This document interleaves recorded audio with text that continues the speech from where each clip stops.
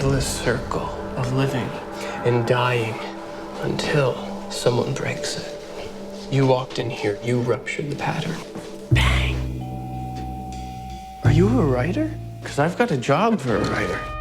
Rhyme, meter, conceit. Without this balance, a poem becomes slack. Then how do you explain Whitman? Well, he hated rhyme and meter. What's your name? Allen Ginsberg. Alan in Wonderland. Alan. Willie. The Burroughs family is richer than God. Oh, he looks like a criminal. Tear 'em up, boys. Destroy the old and build the new. To literacy. A literary revolution without writing a word. Neat trick, Lou. He is a professor who won't let me go. Then let's get rid of him. What the hell is this? You don't know, Lou. As soon as you think you do, he'll find someone else. Jack! Maybe he already has. What happened? You don't know? He wants my help, and I don't know if I should give it to him. He calls you his guardian angel. That's what he called David. The police came and took him down to the tombs. Dad, it's $5,000 bail.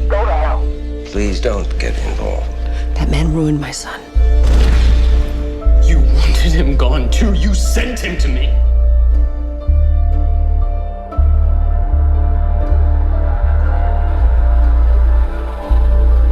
Another lover hits the universe. The circle is broken.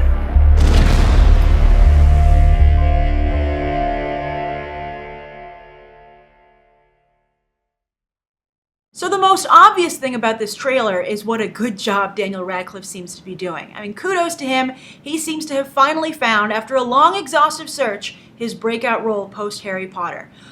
This seems to fit him like a glove, playing Allen Ginsberg. He seems to really be connecting. The nuances and subtlety of his acting are really impressive just from the trailer. I mean, this is only a short snippet of his performance. Hopefully he can, carry it for an entire film. But I really like what I'm seeing here. I think he could maybe be a contender for Best Actor.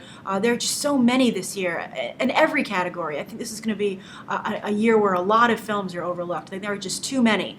But I think Daniel Radcliffe being Harry Potter is going to help get this movie towards the front of the pack, hopefully, and it won't get pushed aside like some other films unfortunately will be. So I'm very excited to see this film just for Daniel Radcliffe alone, to see him grow as an actor, and I'm a Dane DeHaan fan, so I like that, and I'm a Jack Huston fan. I love him on Boardwalk Empire. He's like pretty much my favorite character. I just think he's fantastic after Michael Pitt, and since Michael Pitt isn't on the show anymore, Jack Huston is all I have left. But this looks good. However, I will say the movie looks maybe perhaps a little too realistic, and that it looks like hanging out with beatniks, which isn't my cup of tea.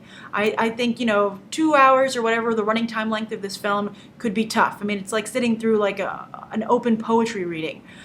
So I don't know how that's going to work. I don't know if I would have gone in that direction, because beatniks are have such a small following and fan base. To get a large group of people to want to go and see this film, I perhaps would have played up more of the thriller aspects of it instead of more of this, haunting lostness, because that's never really going to get people into the theater. They're like, this character's lost, and so is the movie around him, and you're like, oh boy.